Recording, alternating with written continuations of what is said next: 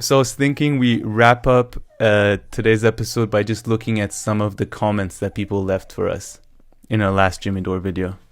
Yeah, sure. And by the way, somebody left a great comment explaining exactly how does the voting system for the election of the Speaker of the House works. Thanks for that. Apparently, it's simple majority, but the progressive could have voted for somebody else, and then that way they would have avoided either McCarthy or Pelosi to gaining simple majority. So thanks for that explanation.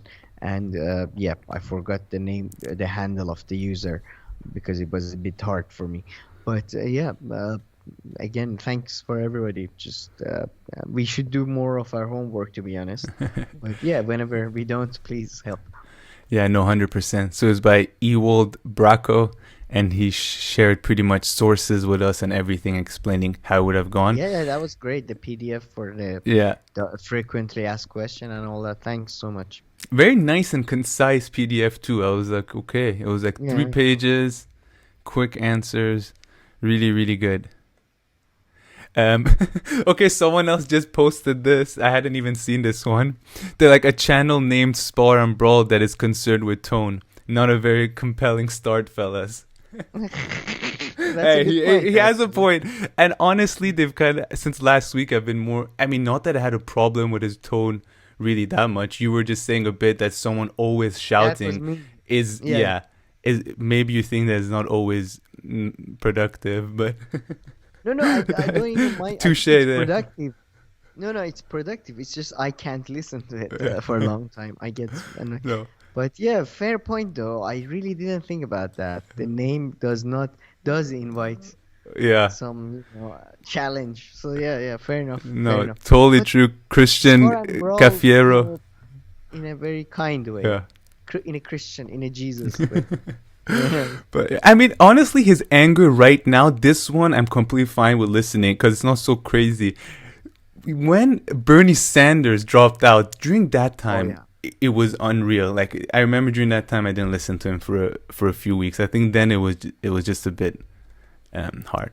But okay, let's keep on going. Kirk2112 said that Cenk is simply upset that he got exposed and he's seeing his gravy train crumble at the feet of a pothead comedian in his garage.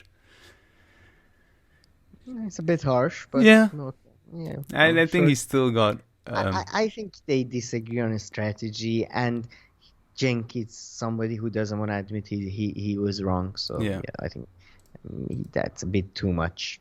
I think, I don't know. Yep, another one here, John P. saying Team Jimmy all day, every day. Okay, go Jimmy. Oh, what tell us what you really think. The next one is Cenk is an excuse-making neoliberal. All right. Not too sure.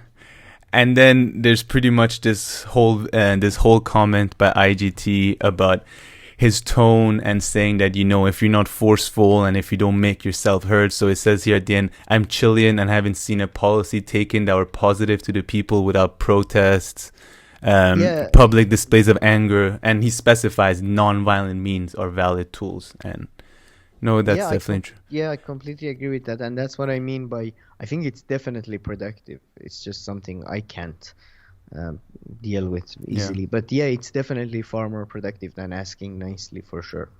Yeah, and I mean, Jimmy has turned this whole thing. It's been like 6 weeks now that they've been talking about this. He single-handedly pretty much brought. I mean, it was 100% his idea. And so there's another comment that I wanted to get to where I was replying to it and someone called me naive. So let me bring that up. That was from another Jimmy video. And finally here we have Stacey E, who says tone policing and a lack of fight are why the left never gets anything for their vote. I agree. Again. I agree. Fair enough.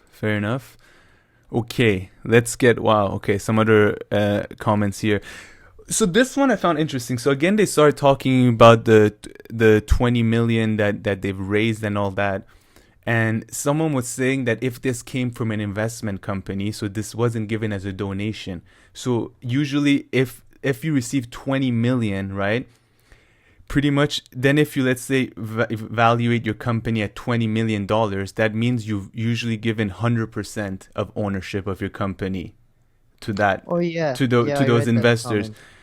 So And yeah, I really don't. I didn't research this as well, but I really need to research the ownership of TYT and see yeah, how does it work. so that's But I interesting. guess maybe you make a deal for investment and advert. I don't really know. Maybe it Yeah, wasn't that's what I would like assume, because then the person is saying either they gave away a huge chunk of the Young Turks, or the Young Turks is valued at, I don't know, like $200 million $50 or million something. dollars Yeah, or or something. more. Yeah, Even 50 or more. million, that means you would have given Yeah, yeah. away like 40% of the company. And then the person refers to, if I'm mistaken, to Shark Tank and all that. And that's where I've also seen it, that whenever they make an investment, so if your company is valued 100,000 and someone invests 25,000, that means you give them 25% of your company. Sure. Yeah, yeah. Yeah. I mean, yeah. It depends on Yeah. how you value each share. Exactly. Yeah. So then I told them, well, what if some of the money was given as donation? And they said that that sounds very naive regarding the donors. Oh, all right. So Well, possibly. it's possible though. Like I mean, Intercept wasn't always shit before Russiagate and all that, and that was funded by basically money from Pierre Omidyar, who's a billionaire, and I don't think he would have agreed with most of their coverage. Some billionaires, some rich corporations Yeah. do, sometimes for tax reasons, sometimes because of Yeah. eccentricities, do these type of things. So it's possible, but yeah, I agree that it's unlikely, you know. Yeah. No, I mean, this definitely seems like, I mean, for instance, yeah, the Intercept, the way it started, you could tell, like, there was like a kind of cause behind it and how it started. So I can see that. But here, I mean, if you look at the people who gave the 20 million, they seem like they're straight up in there for business. And they're, yeah.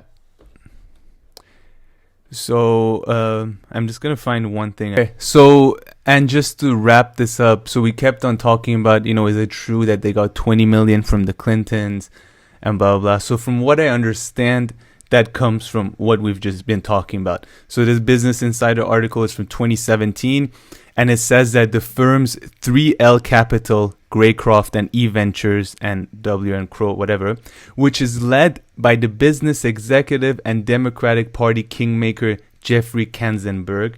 So this is the relation, I guess, where the Clinton comes from. Will invest 20 million in the progressive media company, which for a decade has live streamed hours of video content with a progressive perspective. So basically, apparently Jeffrey Katzenberg, which I wasn't familiar before this, he's a big, I guess, some kind of donor. He's involved in the Democratic Party. So I think this is why they say that, it's the Clintons who have given him 20 million. I see. I mean, that's Yeah. a name Jimmy mentioned in some of his Yeah, videos. exactly. Yeah, So I think that's makes it. If we're wrong, people, please correct us. You seem to Sure. know more than us. But yeah, okay, all right. I think that's it for today, Sam. Any final words, or should we call it a day? No, let's call today. Thanks for listening, and yeah, Yep. hopefully watch our content. Like, Definitely. subscribe. I mean, come on. What you got to lose? Exactly what Sam said. Okay, thank you very much, and see you in our next video. Take care. Bye.